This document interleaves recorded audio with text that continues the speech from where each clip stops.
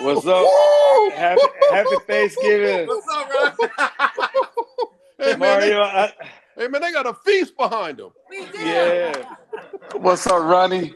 What's up, Emmitt? How you doing, man? Brother, I'm good. I'm sitting here watching this game, man, and you know, and I'm just thinking. I'm thinking about how just watching this first quarter. I'm just thinking about how unfair the game is to the defensive player today.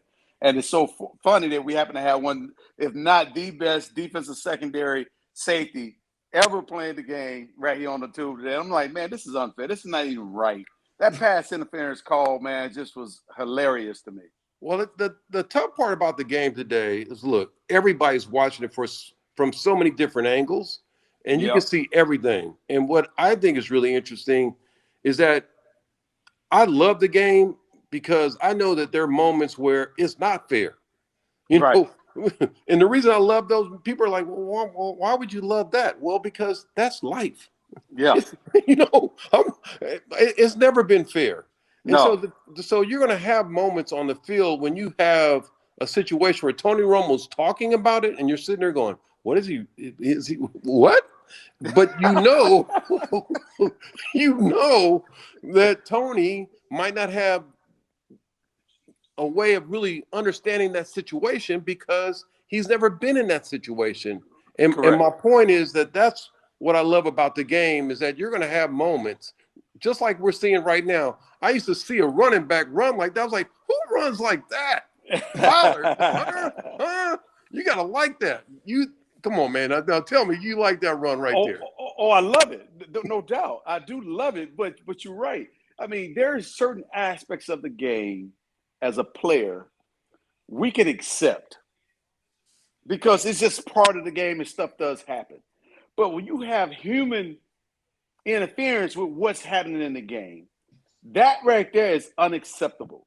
Even though they're humans and their job is to do certain things, but when the league set things up, like, and I'm gonna go back to the interception. Yeah. Here's why this is why I have a problem with the call. If the ball was thrown perfectly, or if the ball was thrown accurately, it would have been outside towards the power line. Right. And if the DB would have been holding his arm to get outside, that's one thing. But the ball was thrown inside, and the DB is inside, which means that the wide receiver got to go through the DB to get to the ball. And if the DB is already in position, there is no way you're going to run through me without running me over and getting to the ball. So the call pass interference in that situation is absolutely ludicrous. But the call pass interference is the ball is on the pylon and I'm holding his arms, that is acceptable. So I can accept certain things. But then there are certain things I'm looking at saying, how come Tony Romo didn't mention how inaccurate that ball was thrown? Hey, man, you know what? That's why we're where we're at right now. sitting in our house, enjoying our Thanksgiving, talking crap and trash about everybody else that's playing the game and the officials that's calling the game and the rules that are set up for today's athletes. And you know what? I'm glad I'm like everybody else in America. Because I want them to know how I feel too. You know what? I really want you to know that, you know what? That's right. I get angry too. Yeah. Hey, here's the thing. The way, I know you guys are angry, and I get frustrated. We all get frustrated, but fans are probably frustrated too. I want to see some frustration from them, so we got to get some fan questions right here. We're gonna head out first to Mario. Hold on, Jesse. Before we get started, I just want to say this. I mean, it's great to have Ronnie on because, like I said, not only is he a legendary athlete of the game itself and a student of the game, but a Hall of Famer all by itself, but an all-around good person. As you heard him stated earlier, he said football is a life experience as well. Nothing is perfect going to happen on the football field all the time. Not in the matter of 3 quarters, not in the matter of 4 quarters. Nothing goes perfect. Therefore, it resides on the individual athletes to make plays and to do things. And we used to say it all the time. Sometimes we as athletes have to overcome coaching. You don't think every coach is a great coach. Let's get that real. There are some dumbass coaches out there that don't know what the hell they're doing. And I'm just gonna straight up say it. They just don't know what they're doing. And they putting I can players agree with you there. they put players in bad positions, and players cannot become great players because they put them in bad positions and not affording them the opportunity to make plays and not taking advantage of their talent. We see it every day on NFL Sunday. We see it every day on NCAA Saturday. Yep. And we see it all across the board. And it translates truly in real life too. So, Ronnie, man, thank you for coming on, man. You're a blessing. You've been a great inspiration to me, bro. And it's just nice to know you and know your heart, man. Thank you, man. I really appreciate it. And you know what? I love the explanation that you went through. And the reason I love that is that, you know, one of the great things that we all learn throughout our lives, we keep learning it and keep learning it, is how do we continue to keep evolving, to get better? Yes. And as I'm watching the game, you know, look, I watched this kid Dak, and I've been watching him, and I can't wait for him to keep getting better. And what I love is that he has that capacity to try to figure it out and get better. So the athlete will never necessarily understand all of his capabilities at the time he's playing. And sometimes it takes him a while to figure it out. And by the way, when he does figure it out, like Chuck, our friend Chuck, you know, that guy named Chuck, I know Charles Haley guy. You know who I'm talking about. That guy, that guy that's in the Hall of Fame. That guy will tell you that, hey, as soon as he figured it out, he realized that the greatness of his life and the greatness of living gave him the capacity to do even more. And so the reason I love talking about these kind of moments, because this can propel a lot of athletes to be able to find ways to do so many great things in their life, and to help so many great people in their life, and to help so many people that are in need. And so I love the fact that you've done that. I love the fact that our friend Chuck has done that. I love the fact that a lot of athletes right now, especially this day, man, when people are out trying to celebrate and trying to gather and they're huddling, I bet you, look, you know what's funny? I can see you right now huddling with your family when you were a little kid, sitting there eating some turkey, going, man, I can't wait. Wait.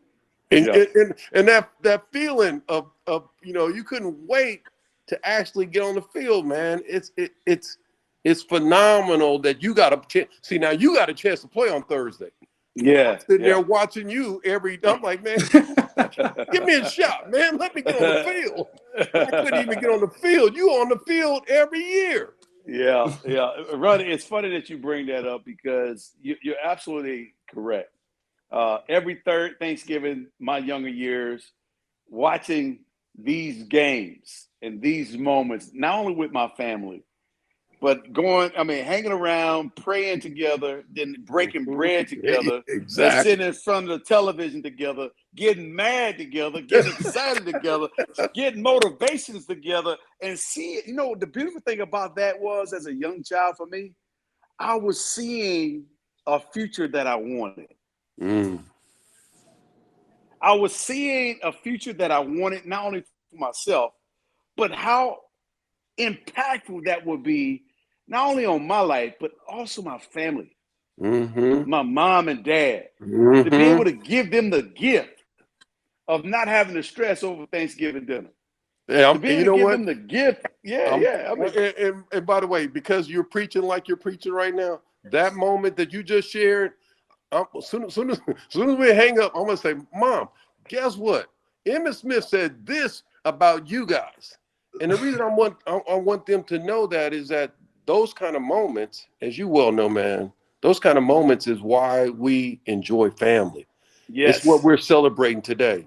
The gift of God giving us a chance to have this moment of being able to talk some smack and also, have some turkey too. Exactly.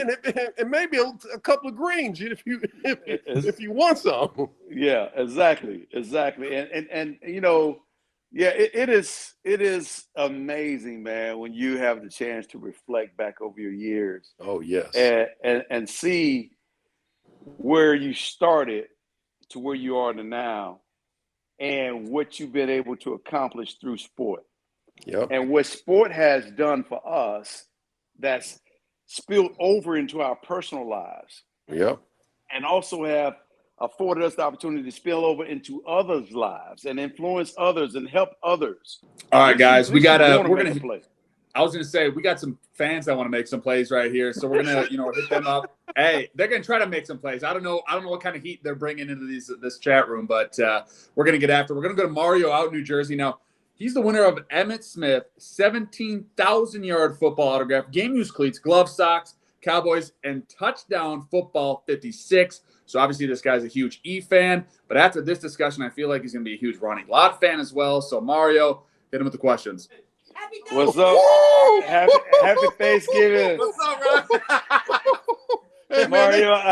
Hey man, they got a feast behind them. We do. Yeah. Emmitt, know this. We're Emmitt's Italian family from New Jersey. Okay. Yeah. Okay. So okay. when he wants to eat like Italians, we eat very little turkey today. A lot of pasta, a lot of the good stuff. I love that. I love that. And you know what I love is what you just said, man. The Italian family. Emmitt's name when he's with us is Emmitt Smith. Oh, because I was going to say, man, I have a family like that in Youngstown called the Barlow family. I love it. Oh, right. Sure you do.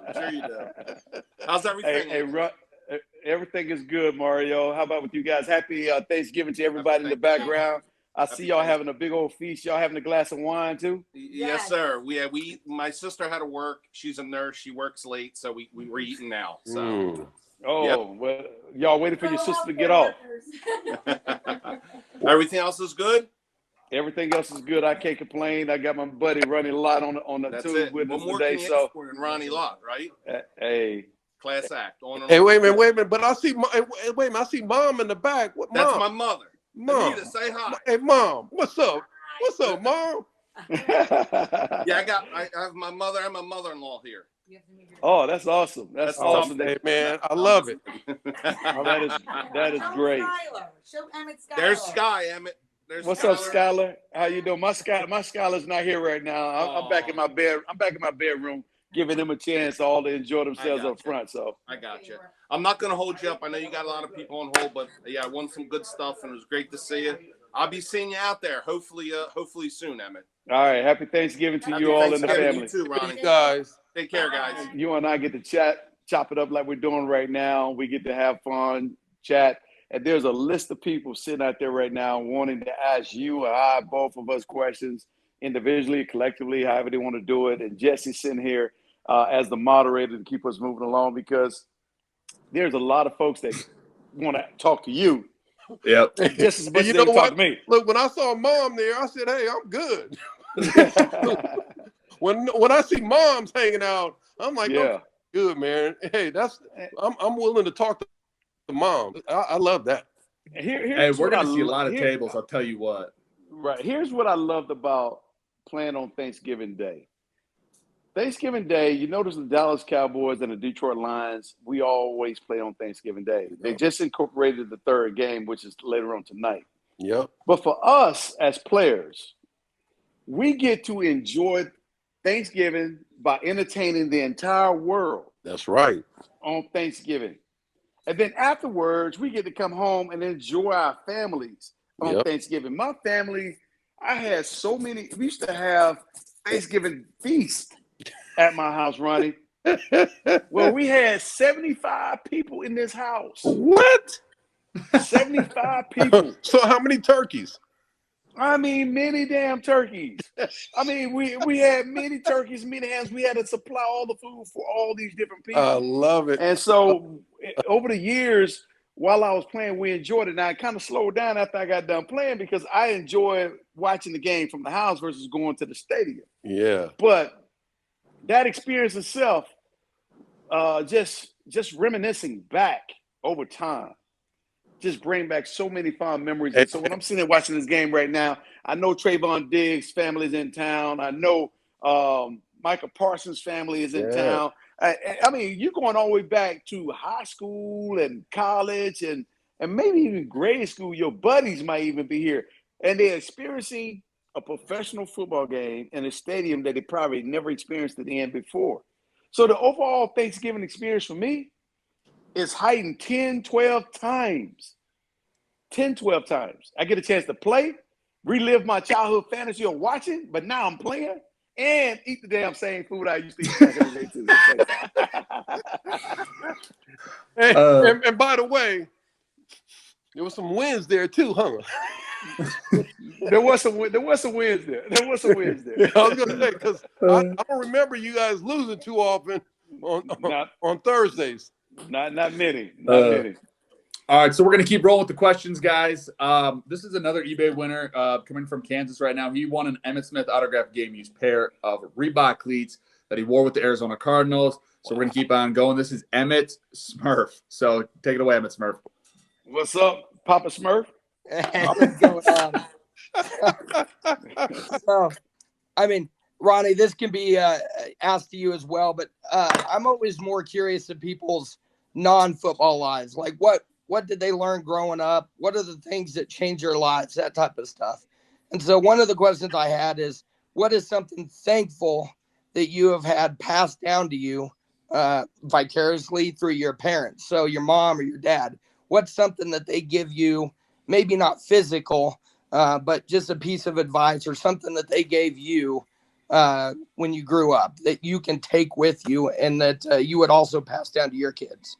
Well, I can tell you the story that is a really simple story. My dad was in the military, and my dad had to make sure that his shoes were shined and his belt buckle were shined. And I remember sitting there thinking to myself, Dad, what do you ask me to do? He goes, I want you to shine it so I can see myself. So I want you to think about that, because, a lot of times we do certain things and we do them and we don't recognize how hard it is to actually get it done. And yet for me, my dad literally said, hey, I like that you buff my shoes, but I can't see myself.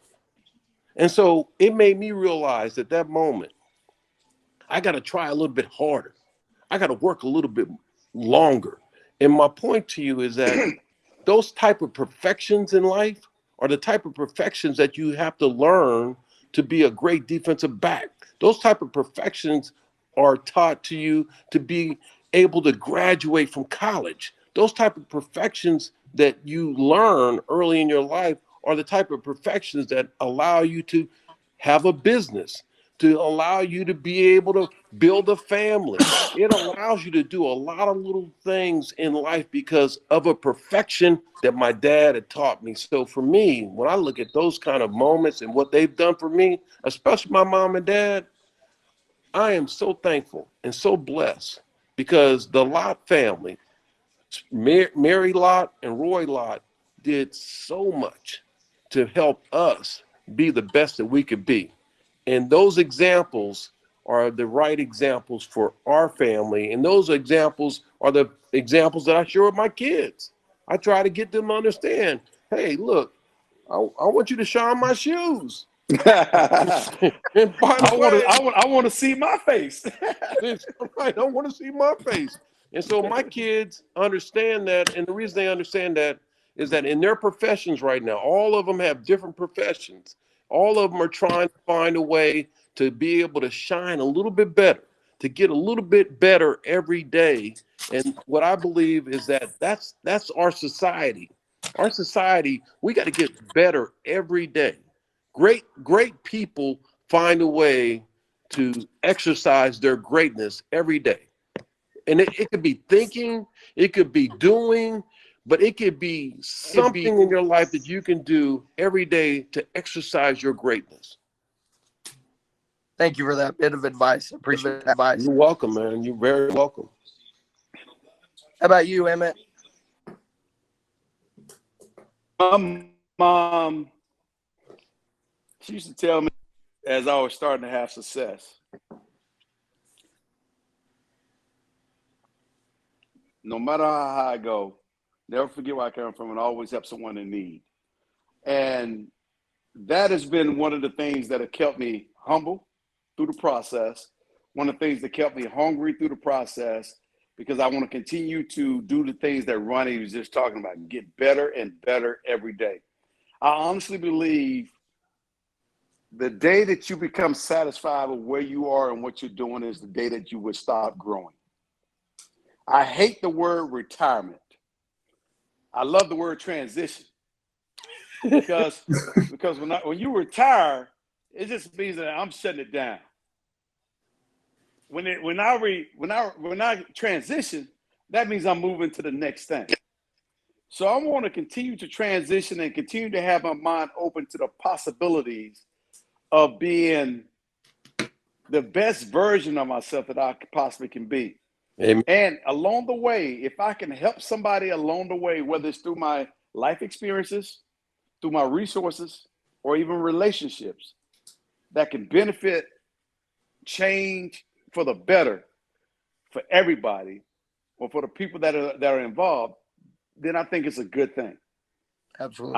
I don't believe in being taken advantage of, but I definitely believe in leveraging up. Hand up, not a handout, basically. That's right. Amen. Amen. Yeah. I like that. So absolutely. Well, I appreciate it. Hopefully, happy Thanksgiving, brother. Happy Thanksgiving to you as well, and God bless you. For you to get better, you had to cut off the tip of your pinky or your whole pinky. What's the story behind that, my man? I mean, we've seen some mangled fingers on this, including Anthony Munoz, but I don't think we've seen an amputated pinky. So what's the story behind that? Look, and I've known Anthony since high school. Anthony and I have been friends for a long time. But just like Anthony will tell you that throughout his life, nothing has ever changed his life other than him wanting to go out and be the best that he could be. And what I love about Anthony was a young man that grew up in Southern California, humbled by the fact that, he had to take care of his parents, humbled by the fact that there were things that he did. And I used to sit there competing against him in high school. And I used to say, man, that's Brooks Robinson. He's 6'5", 270. He's 6'5", 270. He's playing like Brooks Robinson on third base. I'm like, he's playing center in basketball. He's doing it all. And my point is that when you see guys like that are humbled, always trying to find a way, always enjoying life, always trying to make a difference, that's the kind of guy I want to model myself after.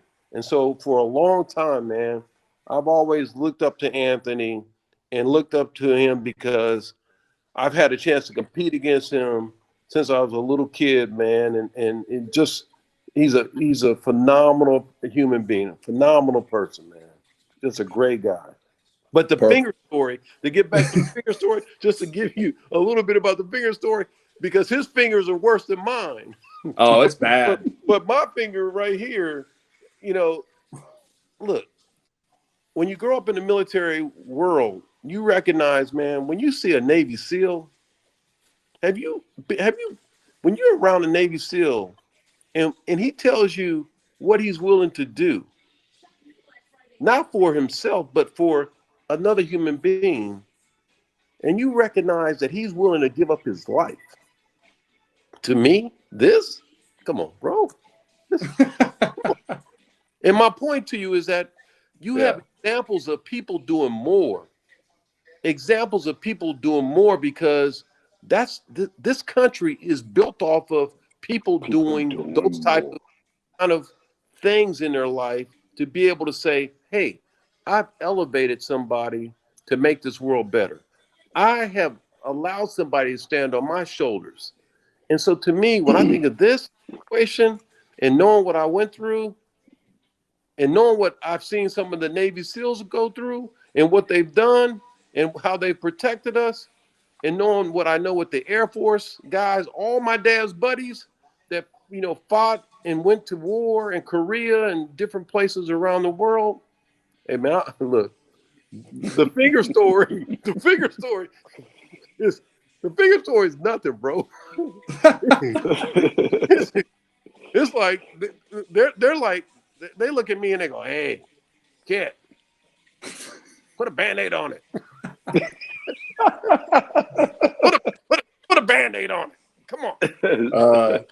So I was just wondering, and I'm going to take Emmitt's advice on this. What have you been up to since you transitioned from the NFL? Hey man, what I've done, and it's really simple. I love being a rookie every day. And what I mean by being a rookie every day, I love trying to understand. I was a rookie this morning.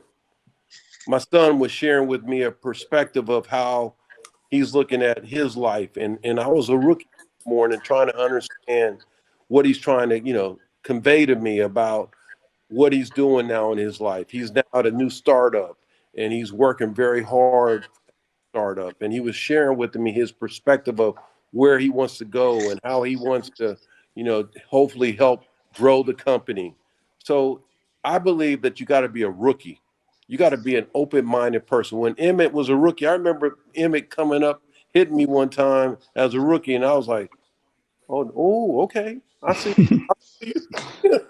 I see you, Rook. Right. And so my point to you is that imagine that moment. The point I'm making is there was a statement that he was trying to make at that moment. And so I try to do that in life. I try to understand and try to figure out how can I get better and how can I explore other ways of trying to do a lot of different things. So I'm in the car business. Oh, wow. I'm in the investment business. So I'm in my nonprofit, All Stars Helping Kids. We've done tremendous things. One of the things I'd love to do, I would love to at some point try to create an endowment, and the reason I would like to try to create an endowment is I'm thinking about how do I help, kids of color trying to get an education. So there are, examples that I've seen over time of people trying to do, certain things that they've never done before. So I think a lot of times you got to try to see if it's doable, number one, and then you got to have a plan. I mean, the reason that Emmitt ran for all those yards, and the plan was in place. That Jimmy and that offensive line, the plan was in place, and we're going to make sure that we executed that plan. And so I try to find ways to see if I can execute plays, see if I can execute ways of winning, and seeing how I could do things that might be a little bit different. I'm going to come at it a little bit different, and I'm going to see if I can find a way to do something that could be very valuable. So, yeah, I've always Awesome. tried to, you got to think outside the box, in sports. And I'm sure you do this every day with your family. You're trying to think outside the box to make it better for them. And something Absolutely. trying to find a way to help them see their best. So yeah, man, I love trying to improve my life, and I love trying to be a rookie every day. Sounds like you've diversified your life, and Of that course. creates new experiences. And, when you're learning and you're growing, even at our ages, it's a wonderful thing. So I appreciate your answer. Thank you very much. And now I will say this. When you huddle with the Jets, I'll play for the Jets, man. I'm not, putting them down, but my point to you, man, is like, you got to find a way to play through that too. Yeah. Yeah. And The so, highs and the lows. Life is a roller coaster. That's for sure. exactly. So, something, you never know what team you're going to be on, man, but you go out and you play and you learn how to understand all of what you're, involved with, because I played, with some good players, and I've also played with some guys that, man, that, I wish that they could have understood the game the way that I understand the game. And so, sometimes it doesn't, it doesn't mesh. And sometimes you can't get a first down. Yeah. Well, I'll tell you what, one time I spoke with Charles Haley here on Notable Live with Emmitt, and he gave you so much praise. He said you were the wind below his wings, and you taught him how to be a man. He just loves you, man. So thanks for being a mentor. And I'm going to say this. There is no greater love when somebody provides you that perspective of how they feel. And so that's what God does for all of us every day. And when Charles shared that perspective, trust me, every day I feel that way about him. And the reason why it's the tough times in life. It's the tough times in life that you really find who's in your corner, who's going to fight for you, who's going to be by your side. And that guy, hey man, that guy, he's gonna be by your side on some in tough moments. And that's and this guy right here, this running back, Emmitt, that's what I'm talking about. He understands that. He understands the nuances of tough times. And so that's what you want to be around. And I'm sure you have friends like that, people like that in tough times that encourage you and make you better. Absolutely. And speaking of Emmitt, I want to give you some props, E. You are the Thanksgiving game stats leader with 1,178 yards on the ground and 13 touchdowns. Really? You are also the John Madden Turkey Leg Award leader. This record will never be broken. Now that's 5 times. Hey man, that record right there, I'm jealous. All right, Oscar, man. How are you doing, man? Listen, I've been a Cowboys fan, Emmitt, since 1977, and I know I'm telling my age, man. But listen, this has been a great opportunity. I mean, just to see you guys and just, you guys have life lessons for individuals, and it's really about those stories that translate from the field to real life. And that to me says everything about you guys. I mean, Emmitt, I've always watched you run. I remember the game you played against the Vikings, who broke your hand. They took you out of the game. You didn't want to come out because you kept pushing. And listen, that was one of the best games I've ever seen in my life. I think I cried after that one. You can't, don't tell anyone that, but it's just and running. Yeah, I don't have to tell him, Oscar. You just told him. Exactly. I was gonna say, Oscar, it's out, baby. But you know what, Oscar? Hey man, look, you said something about 1977, and I'm sitting here, man. I'm like 1977. So who was the running back for the Dallas Cowboys? Oh man, you got me on that one. Oh yeah, I was 7 years old. Oh, 33. 33. Oh yeah, you know what? My wife 33. It was 33. It was 33 and 44. My wife would divorce me if I forgot about Tony. She would just walk off and just leave me. Oh yeah, and 20. Yeah. And 20. Don't forget Ron Springs now. Yeah, don't forget Ron. I forgot about Ron. If you forget Ron, Ron's gonna come after you. You know what? I'm already getting in the car right now. You may as well pack your stuff and get on. I might as well, man. You know what? I'm gonna go ahead and get my bags and get.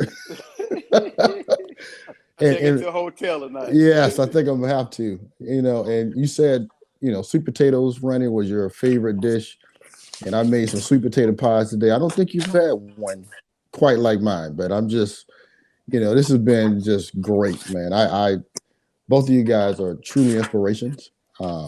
Just keep doing everything that you're doing. And, I think it's one of those times in your life where you say, you know what, this was probably the best Thanksgiving anniversary present I've ever had. So this has been truly magical. And Ronnie, I've seen you hit people so hard, I don't think they remember their name when they got up.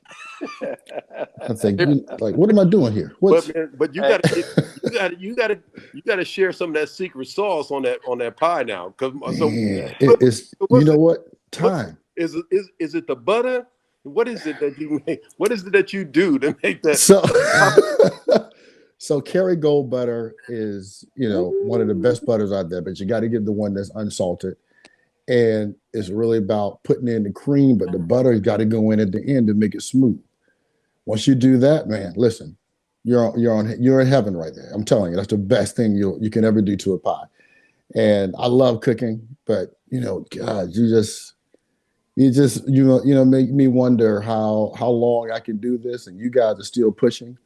And truly inspirations to everyone on this call and just around the world. I mean, everyone loves you guys. Oscar, let me just say this: don't ever wonder how long you can do it, because you do it as long as your mind is willing to go where you're willing to take it. Okay. As Jimmy used to say to us in football practice, don't let the mind control the body. Don't let the body control the mind. Don't let the body control the mind. Okay. The mind control the body. As long as you got your good wits, as long as you got your functional limbs, do whatever you want to do, bro. And as long as you want to do it, enjoy your moment, enjoy your life the way you want to enjoy it. Yeah, that's a good point. And I think I'm going to change my statement now. Do not put limitations. Do not put limitations on your own life. Hey, I'm drinking to that. No, I think you have a valid point. Is that people sometimes stop doing what they love because either someone told them, "Hey, you're getting too old to do this," or you're not the best at it today. But you know what? Tomorrow's another day. So you got to keep pushing. Yeah. No, I really appreciate that. One thing I learned about people saying something about me is what they say about me, that's their problem. That's not my problem. That's true. It's what I believe about myself. Yeah. No, you're absolutely right.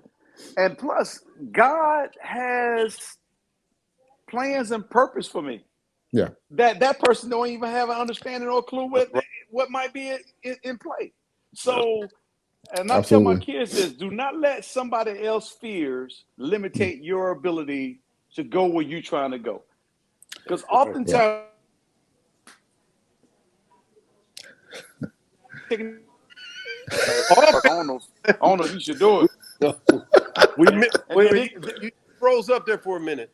Yeah. I did? Yeah, just a little bit. Okay.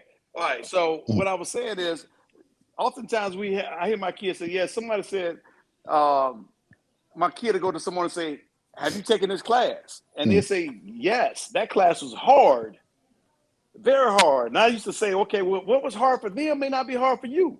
Exactly. That's true. I mean, you don't let anybody else put their limitations upon you. You have to experience it yourself, because someone else's fears upon you, it limits your own ability, and you don't even tap into your own God-given ability. So, and that's a good point. And I think, a lot of people, when they tell you you shouldn't be doing something, it's because they're trying to hold you back because they can't achieve that same goal. My point. And you don't know where they come from. You don't know what they're going through. You don't know what their limitations really are. Yeah. And you're comparing yourself to somebody else that you don't really know a whole lot about yourself. Yeah. No, absolutely. I'm going to tell you right now, go put your track shoes on, bro. Let's get going. And put them damn pies in damn Sam's Clubs or Walmart or Target. I got to get Patty out of that first. So no, just go right alongside. Go right alongside Patty. They're gonna pick and choose what they want anyway. Hey man, that is true. Yeah, we're sitting here. Look, we feel you, man. And not only do we feel you, but just understanding where you're at right now and understanding who you are, your greatness is right around the corner, brother. Right around the corner.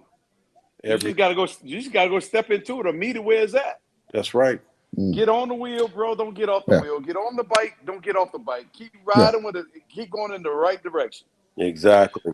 Wow, those are amazing words of encouragement. And I really appreciate you guys taking this time to speak with me. I mean, it's, I know this is all about family, but I said, you know what, I'm going to take some time to meet these two guys who, just Hall of Famers and just never stopped. And I really appreciate that. You just don't know what that means to me to hear you say that.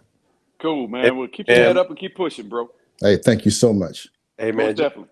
Just know, and I believe this every day, always keep looking up, bro. Always keep looking up. It is so powerful, because every time you look up, every time you see another example of who you can be, man. Yeah. Just keep looking up. Yep. Yeah, definitely.